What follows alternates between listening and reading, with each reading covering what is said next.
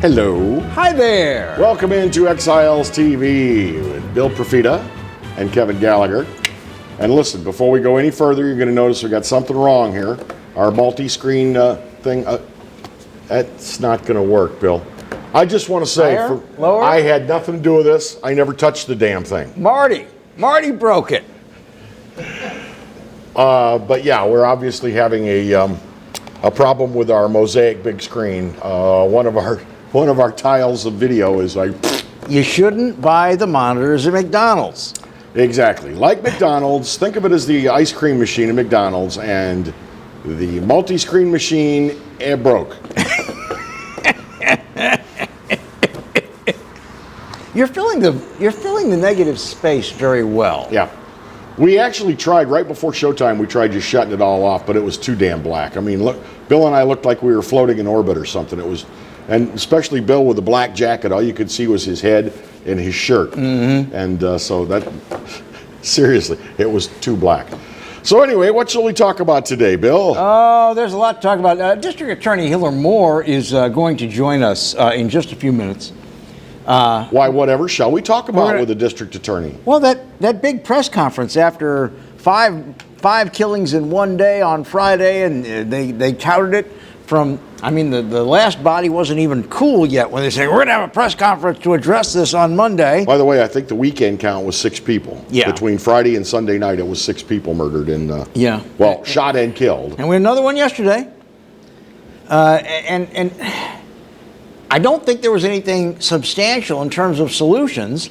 I do think they expressed their frustrations, which I can understand.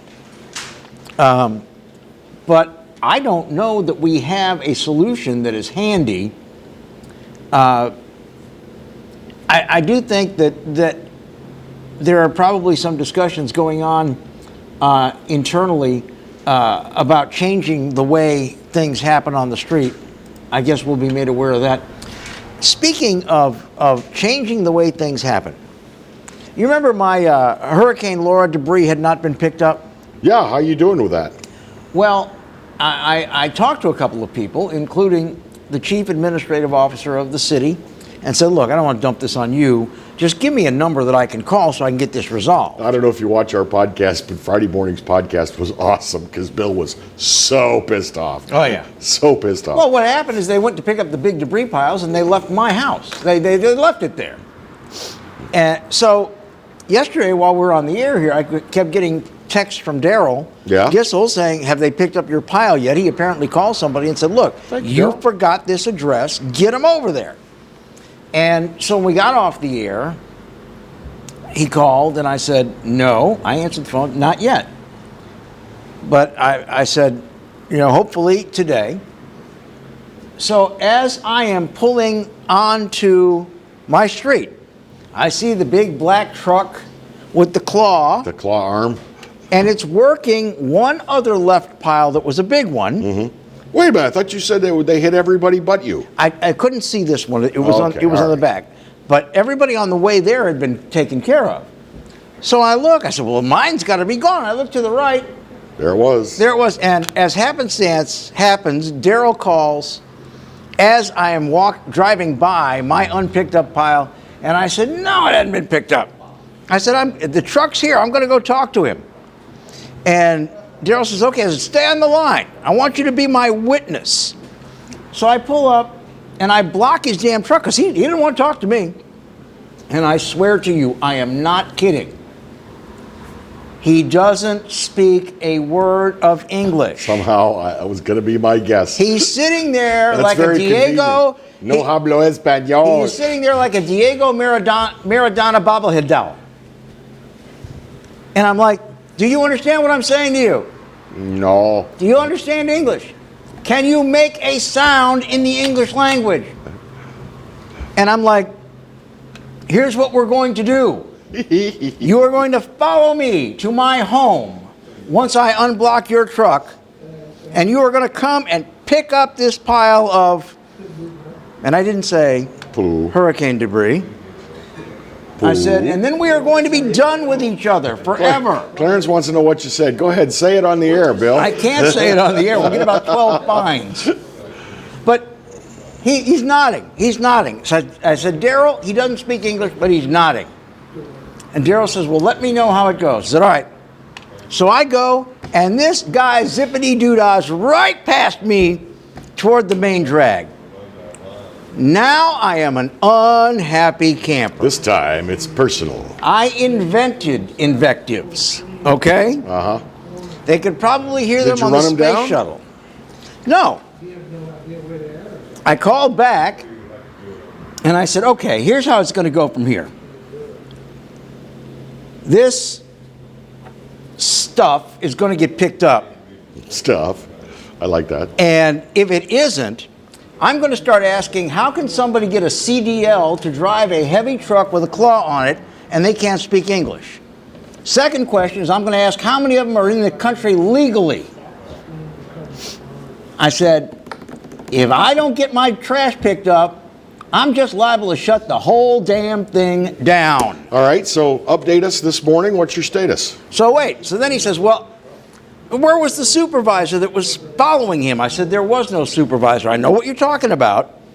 And he said, oh my God. He said, that could endanger our FEMA money. You have to have a supervisor. So I said, well, maybe he's on a lunch break. But he said, well, I'm going to call the operations manager and tell him to tell them to turn around and come get your stuff. I said, how's he going to call him and talk to him? He doesn't speak English.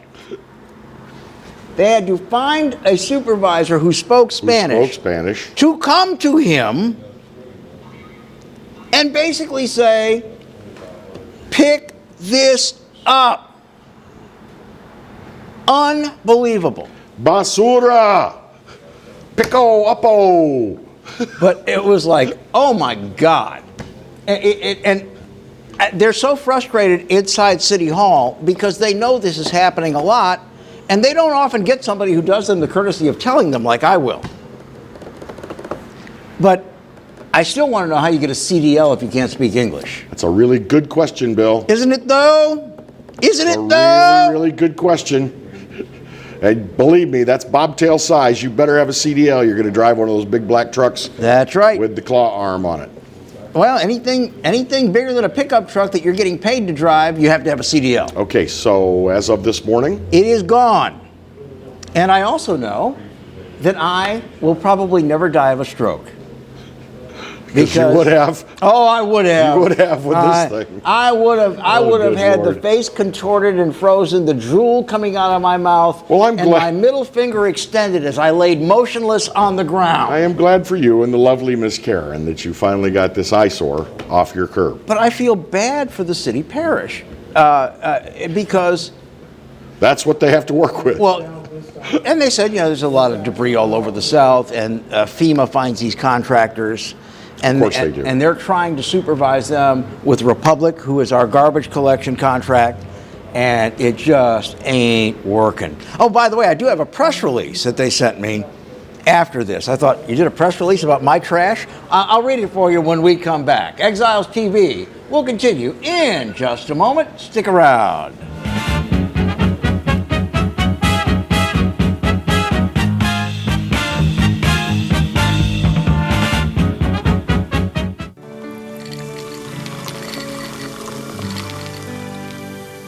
No one can stop me when I taste the feeling. Nothing could ever bring me down. Nothing could ever bring me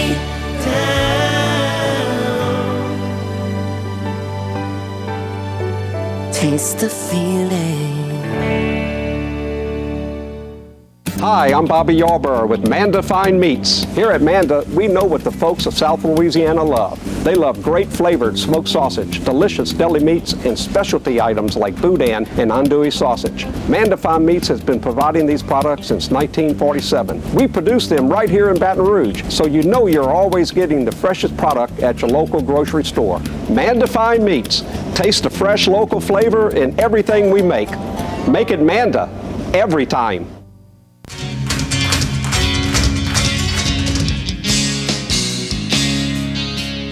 Hey now, give it your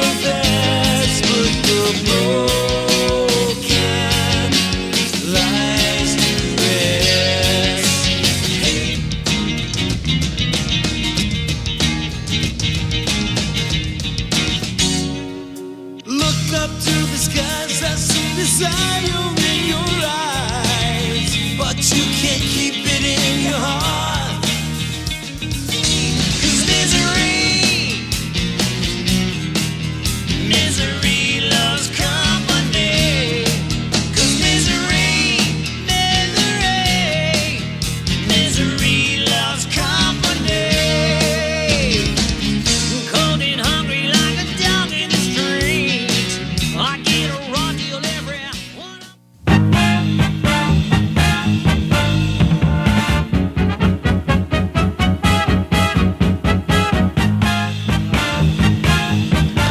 Hello, welcome back to Exiles TV, and once again, I am not responsible for this black. Oh, no.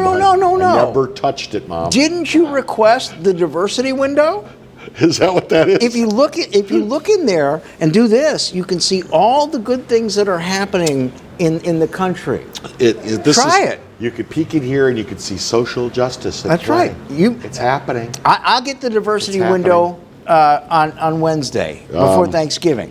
Let me read this because I promised him I would, if you don't mind. Okay, go ahead. This is on debris removal.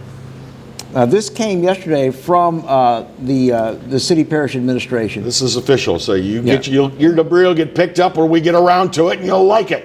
I wish I could do it in Spanish. No? I'm sorry. City parish debris removal crews are in the final phases of collecting storm debris generated by Hurricane Delta, with more than 50,000 cubic yards of debris collected to date. City parish officials estimate debris removal crews will complete debris removal activities in most East Baton Rouge Parish neighborhoods before Thanksgiving Day. Immediately following the Thanksgiving holiday, debris removal monitors will work with debris removal crews to identify any remaining storm debris and complete their work in all impacted neighborhoods. Republic Services will continue, resuming normal garbage, trash, and recycling services for neighborhoods in which debris removal activities are complete. Mayor President Sharon Weston Broome announced last week the city parish would expand debris removal efforts to accelerate the completion of Hurricane Delta debris removal. Since then, city parish maintenance crews, Republic Services, and DRC Emergency Services have mobilized additional trucks. Yes, this is my new truck. Equipment and resources to quickly and efficiently collect debris from all impacted areas. Residents with storm debris generated by Hurricane Delta should continue organizing their storm debris curbside and away from above ground utilities. Other garbage and trash should be similarly organized into curbside piles that Republic Services will collect through the city parish's normal garbage and recycling collection schedule. Well, that's very nice. It makes me feel so good to know that our neighborhood where I live, where I'm guessing we pay a fairly substantial amount of taxes, got finally completed almost dead last. Now again, I'm serious about this. When it comes to taxpayer-funded services, it's a smart thing to take care of the people who pay the most taxes first. Oh, I said it. But it's not necessarily always a practical thing, and I'm just going to just consider this thought. Think about the street layout in your neighborhood. It makes more sense to hit the neighborhoods that are laid out much more conventionally, a grid of streets, and hit those first, because they're easier to navigate than a neighborhood like yours, which discourages strangers by having a lot of dead ends and... Look at this space. Do I look like I care about what is easy for them?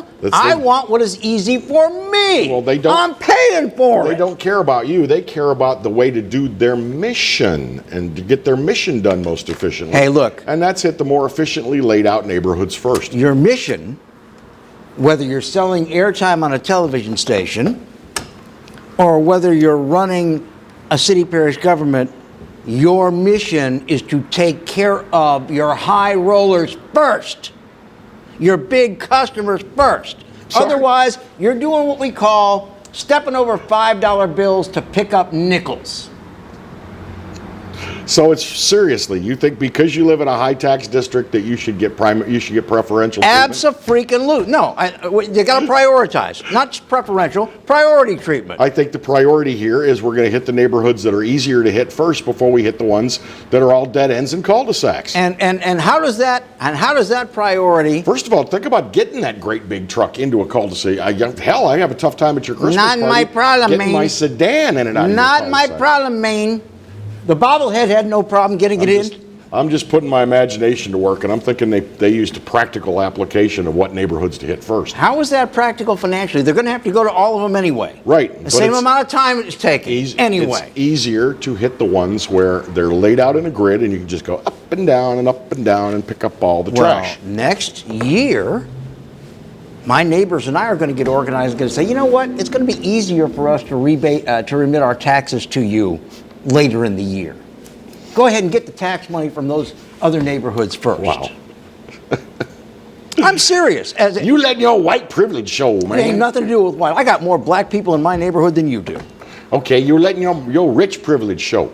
The thing is, there is going to be a revolt in this nation sometime soon where the very tip of the tail is wagging the dog and people are starting to notice and saying, wait a minute, you are inconveniencing me with all the money I pay into this system to take care of somebody that doesn't put 25 cents in the pot. I'm not saying you shouldn't take care of them, but I'm saying you should take care of me first. It should be like the damn airlines. Are you platinum? You get on first. You know why? You're a big customer. That's what made you platinum. Are you on the stab your brother-in-law $29 rate? You wait until the end. This makes perfect sense economically. Bill, I'm sorry. There's going to be more people that disagree that agree with you on that one. I don't think so. You know why? Because all these people... No, you think there's probably a lot of high rollers that will agree with you. All these people are elected. Where do you think all their campaign contribution checks come from? You think they come out of those neighborhoods where they don't have 2 cents to put together? I'm just telling you, if you go canvass this question all across the city parish, you are going to find most people say, I do not care. That's because they're not thinking critically. You're not going to find people living, on 31st Street that are saying, yeah, go, by all means, go hit the University Club first and make sure they're taken care of. Well, why would they say that? They're getting taken care of first at no charge because they're not paying any damn taxes. First of all, their neighborhood has got probably more trees than you do. Not my problem, man. There you go. I'm saying it is a basic principle of business. You take care of your best customer first. All righty then. Listen, we're still expecting to have a chat with the district attorney, Hillar Moore. He's going to be talking to us about the rising violent crime. And Bacchus, one of the most recognizable and well-known Mardi Gras crews. What is it you're going to call it now from this point forward? I'm going to call it Mockus. I love it. Mockus. We'll tell you why after we come back. Exiles TV. We'll be right back.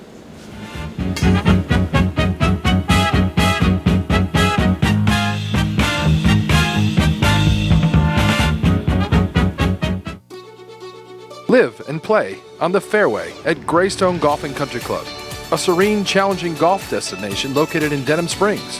For tee times and membership opportunities, go to GreystoneCountryClub.com. From appetizers, pasta dishes, and entrees, La Contea takes pride in preparing all the Italian cuisine we know you love. Enjoy live music every Thursday through Saturday from 6 to 9, happy hour weekdays from 3 to 6, and brunch on Sundays from 11 to 2, as well as dinner portion-sized lunch specials for under $10. Visit our website to view our menu and book a party or meeting in our large banquet room. Once you try La Contea, your Italian dining will change forever.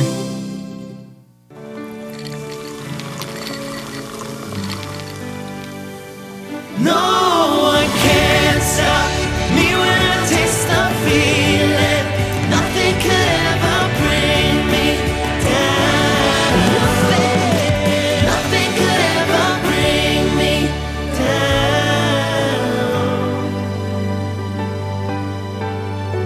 Taste the feeling. Surprise, something good has finally happened in 2020. Yours truly, the Clarence Bugg Show, gets to be with you every day of the week.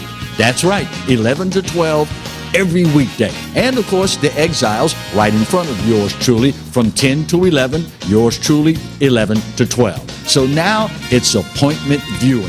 5 days a week here on the Pelican. The Clarence Bugg Show. The only thing missing is you. Hi, I am Dr. Farrell Frugier Jr., and I am a general dentist at Frugier Family Dentistry. I was born and raised in Baton Rouge, Louisiana.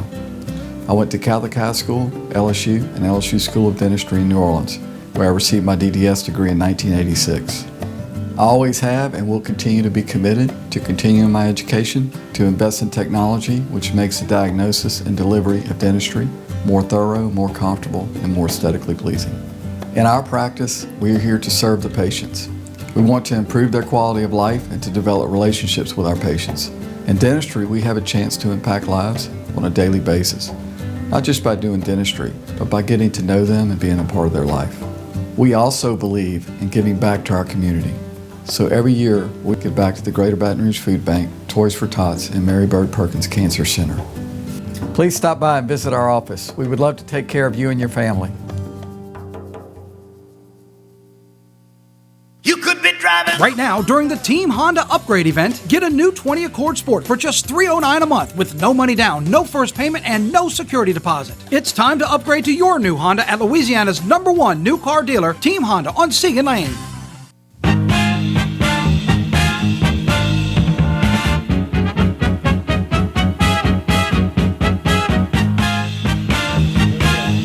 And here we are.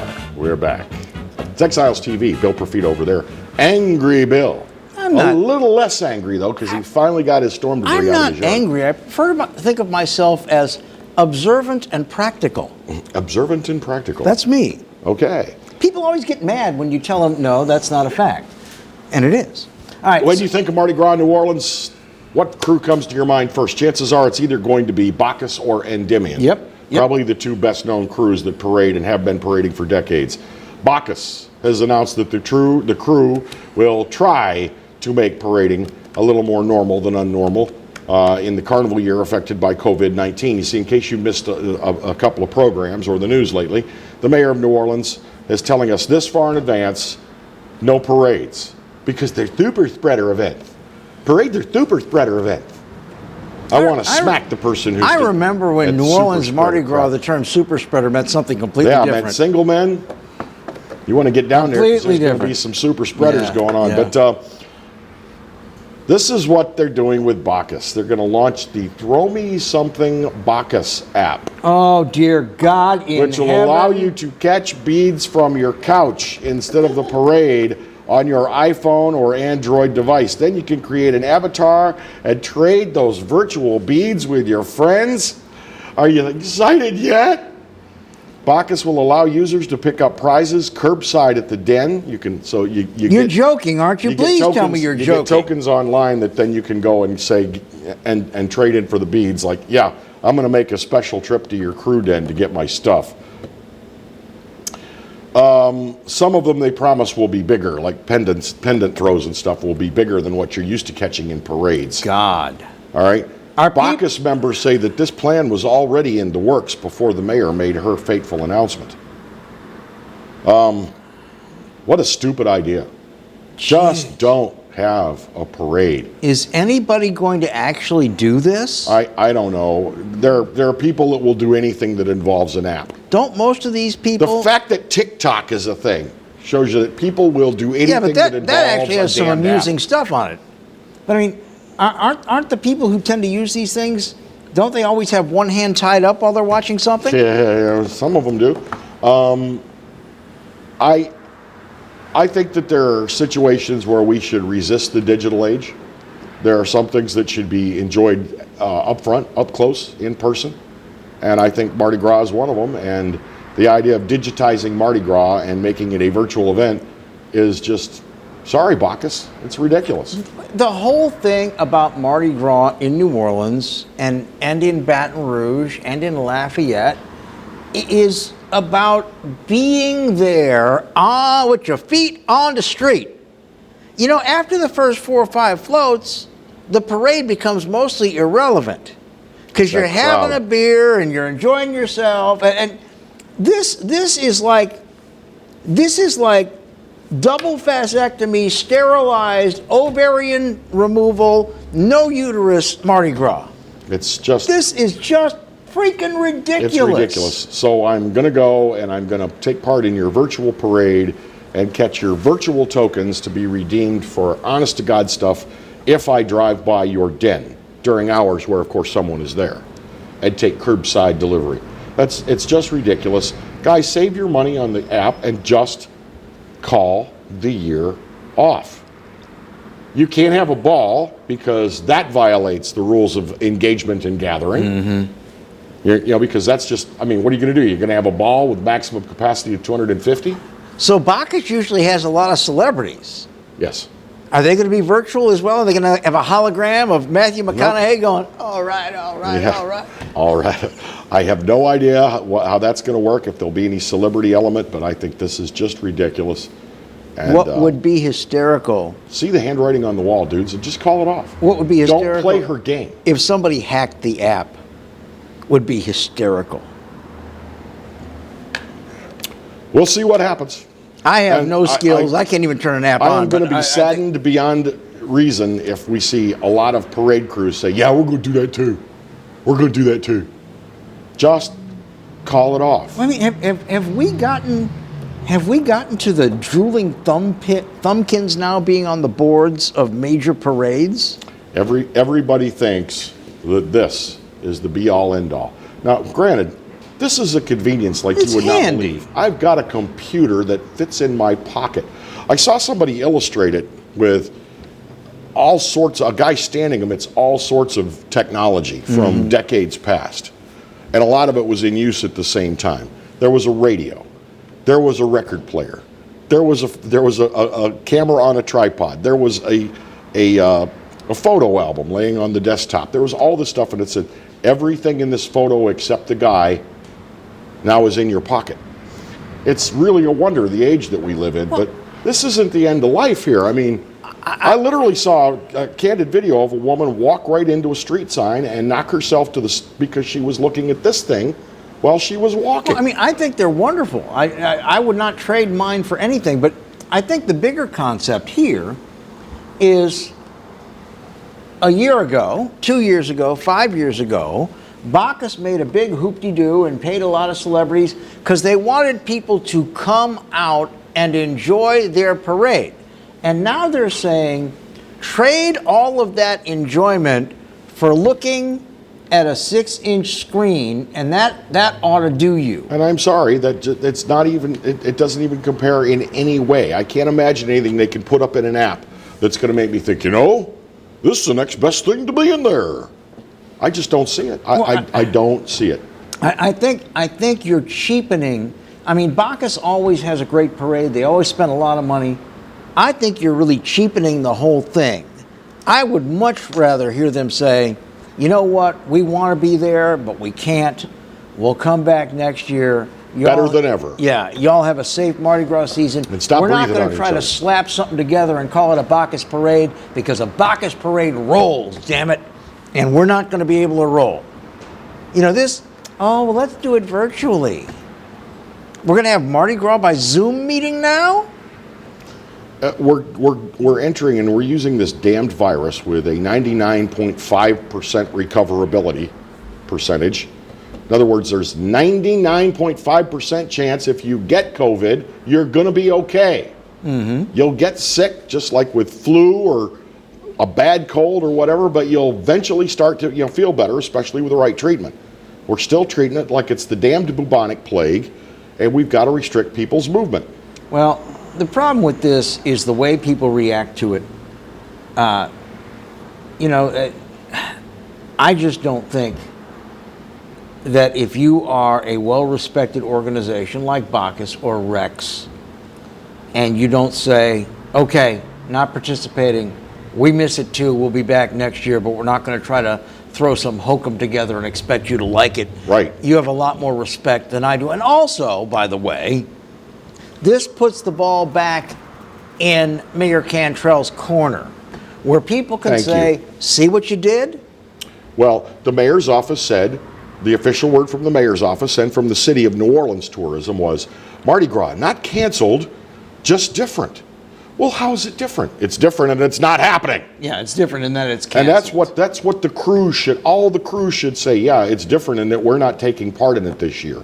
All of them, in any way, shape, or form. Should just say, sorry, we'll give you a pass, LaToya. All done. We're going to take a break here. When we come back, District Attorney Hillar Moore joins us. We're going to talk about the shooting gallery that has become East Baton Rouge Parish and what is on our horizon. Stick around on Exiles TV. Thanks for joining us.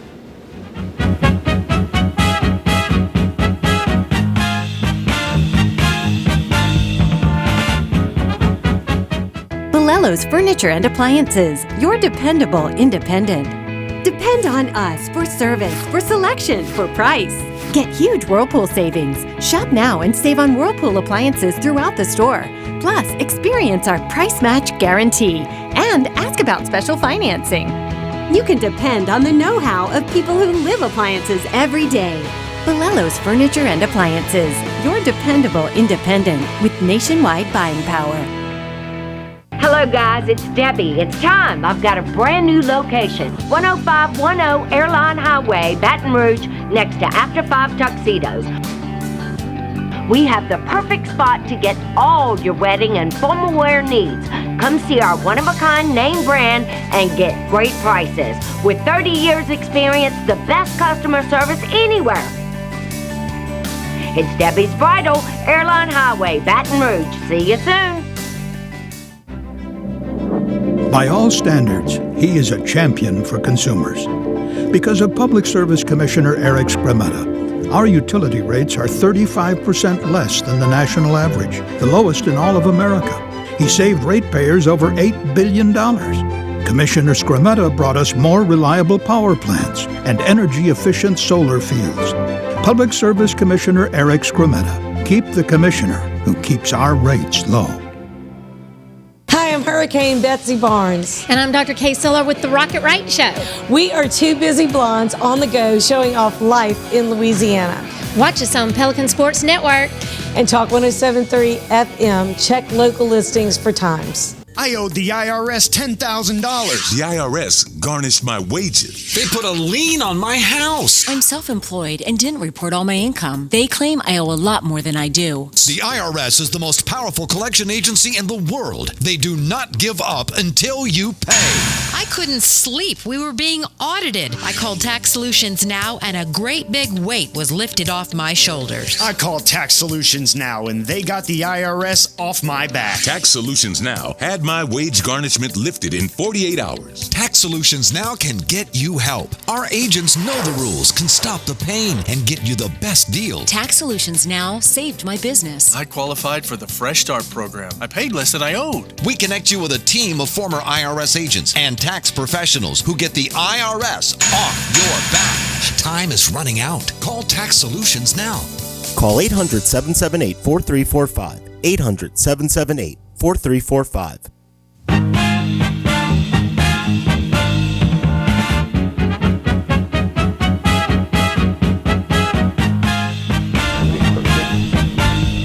Hi, Exiles TV returns. Bill Ptofita over there. I'm Kevin, and joining us now in the center chair is the District Attorney for East Baton Rouge Parish, Hillar Moore. And glad to see you again.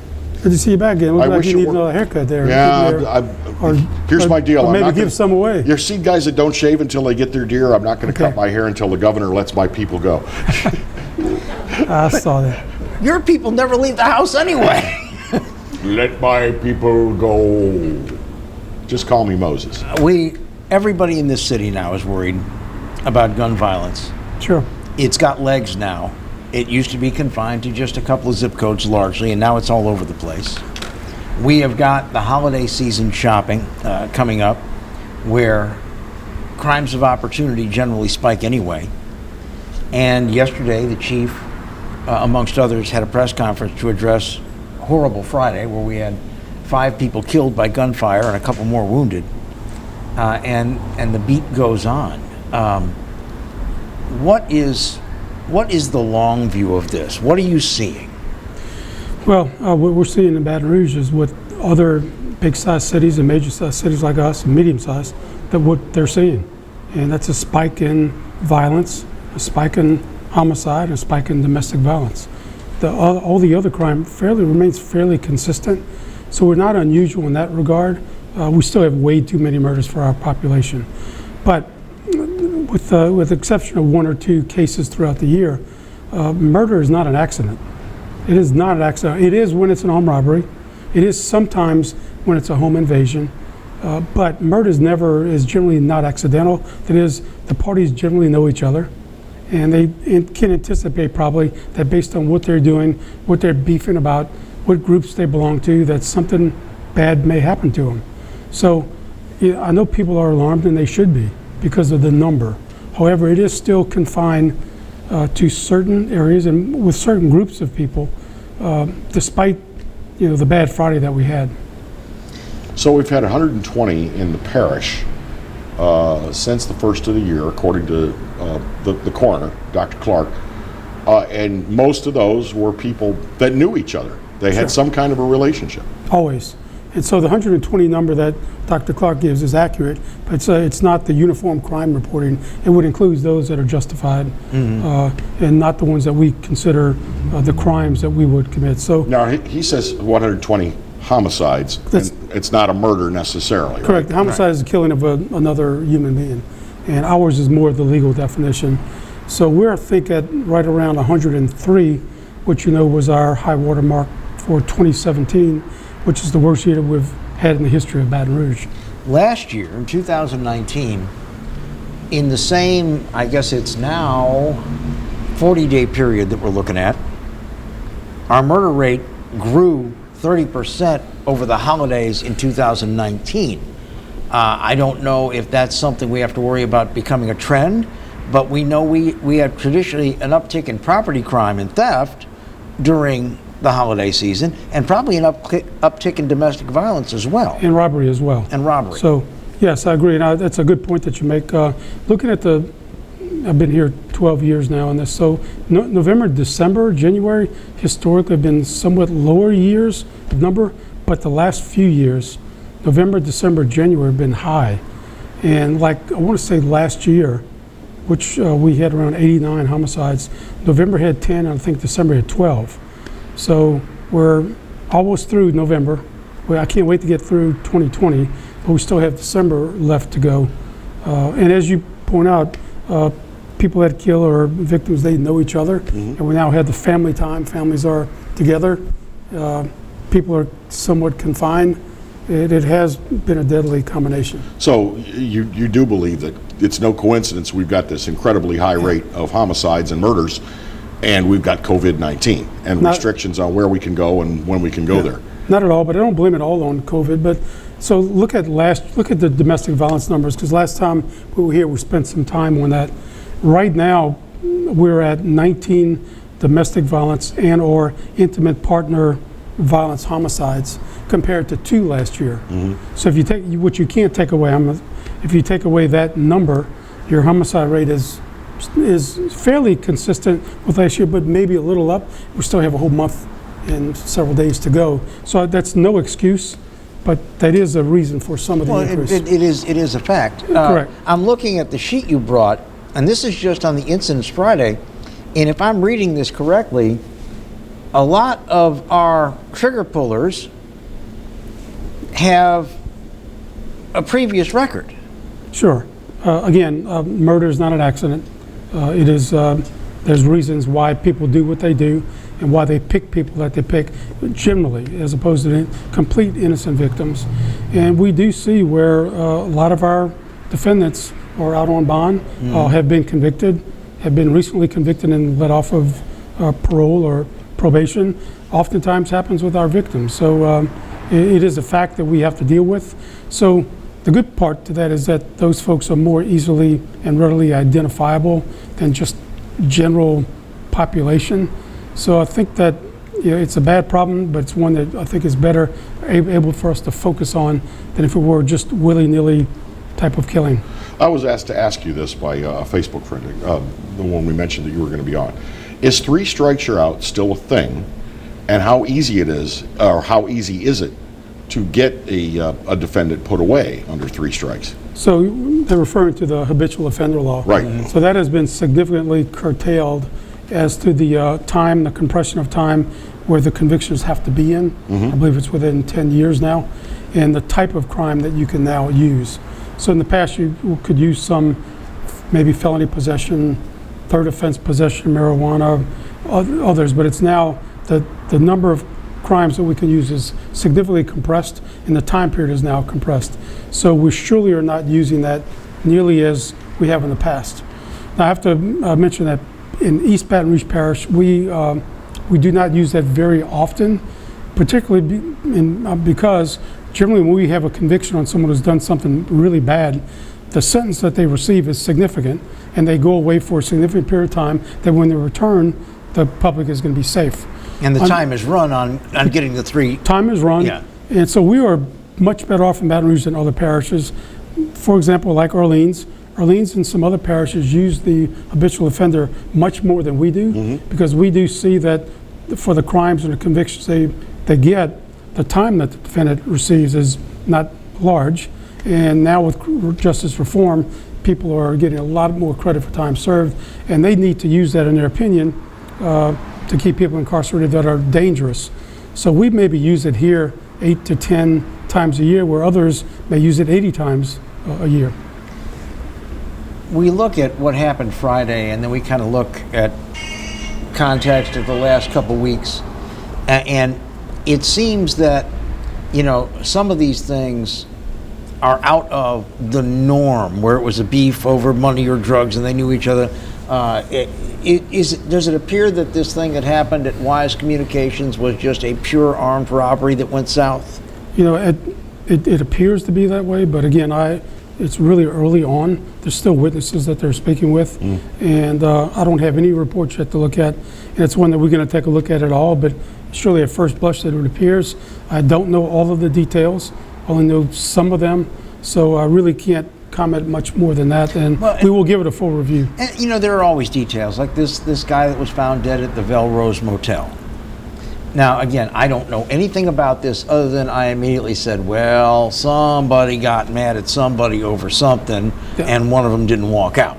And someone knows something in that case, and we would like to have that benefit of that help if we could. Is there anything, and since you're on the prosecution side, I think you can take a little more of a 50,000-foot view. Is there anything that any police force can do when you have these bad runs? I mean, does it help to put more people on the street? Is there anything that can be done? I don't think more bodies, more police officers on the street would have stopped any of these that occurred on Friday. It's people's behavior. So what we really want to rely on is start at the family, start early on at a young age with households and parents and family and friends.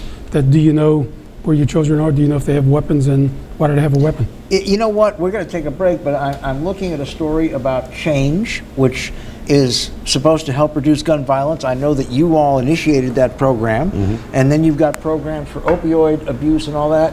I want to talk about what is being tried proactively to try to alter behaviors, if you don't mind. Sure. We'll be back in a moment with District Attorney Hillar more on Exiles TV. Stick around.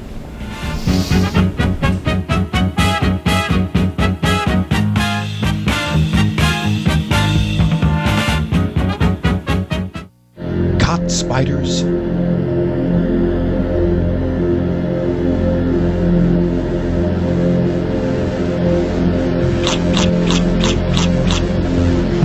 Premier Pest Services.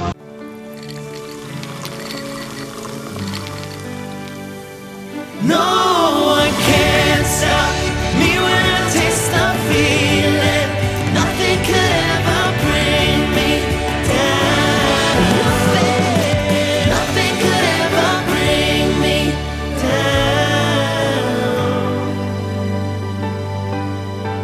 down. Taste the feeling. Hi, I am Dr. Farrell Frugier Jr., and I am a general dentist at Frugier Family Dentistry. I was born and raised in Baton Rouge, Louisiana. I went to Catholic High School, LSU, and LSU School of Dentistry in New Orleans, where I received my DDS degree in 1986. I always have and will continue to be committed to continuing my education, to invest in technology which makes the diagnosis and delivery of dentistry more thorough, more comfortable, and more aesthetically pleasing. In our practice, we are here to serve the patients. We want to improve their quality of life and to develop relationships with our patients. In dentistry, we have a chance to impact lives on a daily basis, not just by doing dentistry, but by getting to know them and being a part of their life. We also believe in giving back to our community. So every year, we give back to the Greater Baton Rouge Food Bank, Toys for Tots, and Mary Bird Perkins Cancer Center. Please stop by and visit our office. We would love to take care of you and your family. From appetizers, pasta dishes, and entrees, La Contea takes pride in preparing all the Italian cuisine we know you love. Enjoy live music every Thursday through Saturday from 6 to 9, happy hour weekdays from 3 to 6, and brunch on Sundays from 11 to 2, as well as dinner portion-sized lunch specials for under $10. Visit our website to view our menu and book a party or meeting in our large banquet room. Once you try La Contea, your Italian dining will change forever.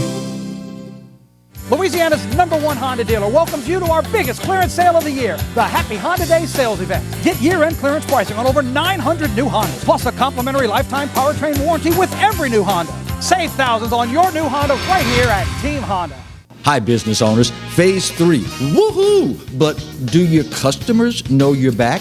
Well, that's where the Clarence Bugg Show and Pelican Broadcasting can help. Right now, we've got great rates on advertising packages to help you get the word out. Shoot me an email at bugsclarence@gmail.com. Or better yet, call me up. I'd love to talk with you. 225-485-6839. Let's get together and make Phase 3 the best it can possibly be. Got termites?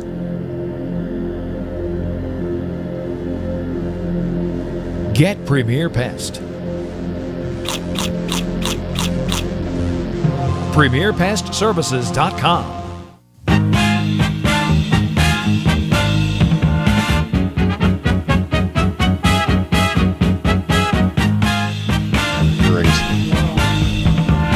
Welcome back to Exiles TV. Glad to have you along with us. Our guest this morning, District Attorney Hillar Moore.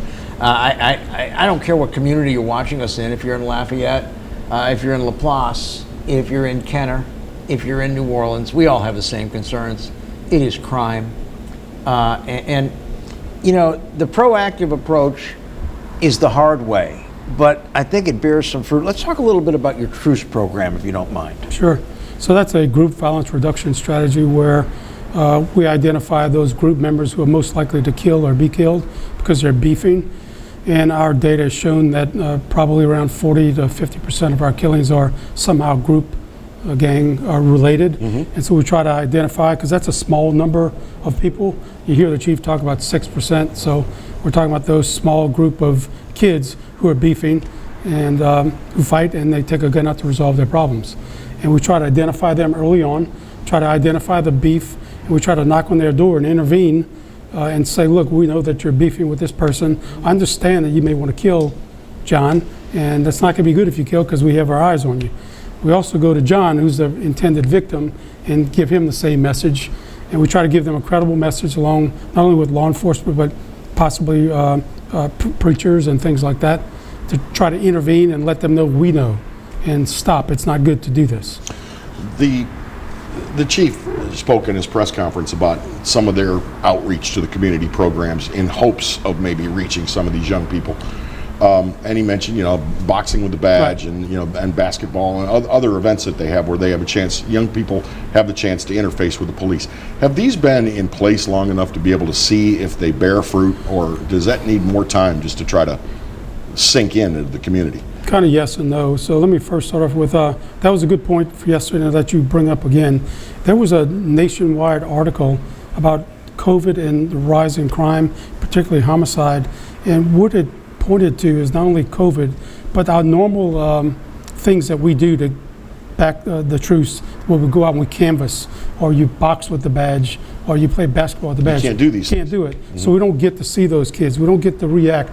We don't have a call in. We called in the group members 20, 30 at a time. We can't do that during COVID. We haven't done it in a year. So that stuff has all been delayed. So that's one of the reasons why we believe that it is what it is right now. So that is a problem. So we hope to be able to get out there again. With regard to data, when BRAVE was in place, when we did the community cleanups and did the community walks, we looked at that, studied those neighborhoods for a period of 6 weeks following the walk, following the cleanup, and we did see a significant decline, statistically significant decline in crimes of violence that occurred following that. Now they go back up after 4 to 6 weeks, but for those couple of weeks following, there was a positive result. How do you develop your information? I'm really interested in the kind of cooperation you might be getting from parents or other members of the community. So as you said with Truce, you can go and see Kevin and say, I know you want to shoot Bill, but you probably shouldn't. And you come to me and say, you know what, Kevin's pissed at you. He may come and get you. How do you develop the information? A lot of different ways. It goes through social media analysis, social network analysis, information, intelligence officers, parents that call in with information, things that people post on all the social media sites all over the place. People are really dumb about that, aren't they? So there's a lot of information that's out there. We develop a lot through the Crime Strategies Unit, which is the division of the DA's office, where we employ some National Guard counter-drug intelligence analysts that do the data analysis and can give us and generate information. But a lot of it's just word on the street by the officers that get us word back, or parents. You mentioned change. That's a lady who lost a son in 2018, and she's never had closure, probably never will get it, but there's never been an arrest in that case. She's a mother who's still grieving, and she wants to reach out to other mothers, or mothers of kids who have not lost their child yet, that if you know that your child has a gun and he belongs to a group, please call me. I'm not afraid. I'll come over there.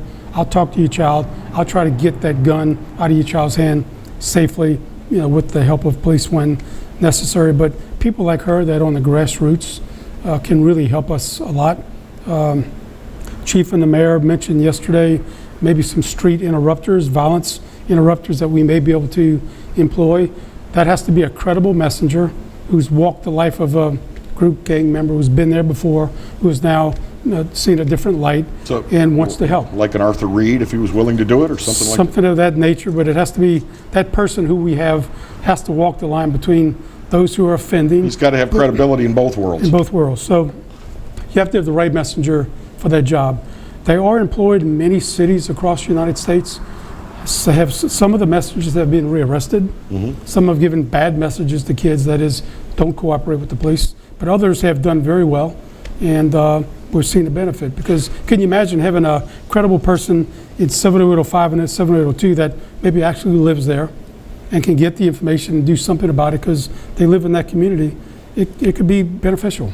I had referred to them as young men and women earlier. Is that in fact the case? Are most of these violent crimes and murders committed by, say, people under 25 or 30 years of age? I would extend it to 28, but 25 to 14, 15 is what we're looking at. The other person who's really stepped up we talked about was Tyra Mathau with the shift. Yes. We now have hundreds of people that do his shift program every 2 weeks. We now put it in juvenile facilities where they can listen to him talk about his experience and how to help them get on the road. Really turned his life around. Absolutely. And the word is getting out too, because I saw something on social media. It wasn't aimed at me, but I saw it. If you want to sign up for the next Tyrann Mathieu shift, do it now. He was on the ESPN cover story, so really good for him and for us, to tell you the truth. How, and I know we've only got a couple minutes left. About 2.5. Is there any big deterrent in the areas that are high crime that we need to have more of? I just think having the presence of the police there, and we are surely short on police officers at some particular intervals, whether it's 20 minutes or per every so many hours or whatever that is. I know there's a name for that, but I've just drawn a blank. But having officers there, having some local people that you can count on, that can the eyes and the ears when the officers are not there, having community events for these kids. It's all about kids and young kids and them growing up and them respecting law, respecting authority, and vice versa. So it's not going to be an easy fix wherever we go. Chicago has been the recent study, and that has fallen kind of flat, where they're going to have the highest number ever. They have every researcher there everyone from all over the place that's involved in crime, criminology, and homicide. It just has not worked out. Well, what's the reason? I'm not sure, but I think in Chicago, I've got a little experience with that, although it's old. And I think we may have a parallel problem here. I think there are people, the good guys are telling them we can help you, and moms and dads, we can help you. But I think a lot of the people they listen to most often that have some sort of a position in their mind or their life are telling them, you don't need to listen to that. See, I think we've got two kinds of messengers in Chicago and in Baton Rouge.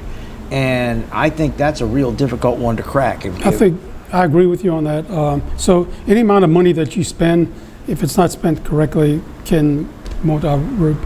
But surely we see here those that are bad actors do give a whole different message, like don't act the way that they're telling you to act, whether it's the mayor, the chief, the DA. You don't have listen to that. You don't have to listen to them. But the parents of these kids or their guardians, their family members, have to reinforce the message that the government gives, even when it's the right message. Their parents don't want them to end up dead. I want to talk about the opioid crisis with you and this very well done report. Unfortunately, we're out of time for today, so we're going to ask you back, if you don't mind, to just talk about the opioid crisis. Maybe we get Dr. Clark to come on along with you, as a matter of fact. DA Hillar Moore, as always, we appreciate you. Happy Thanksgiving to you and yours. Same to you guys. Claire's Bugs coming up in about 7 minutes, and the replay tonight at 10 o'clock on this very, very channel. Don't forget YouTube for archived editions of this program, Clarence, and all the programs. Go to the Pelican Broadcasting page on YouTube. So in the meantime, stay safe, stay well. We got a couple more days before Thanksgiving. Don't blow it. God bless. Take care.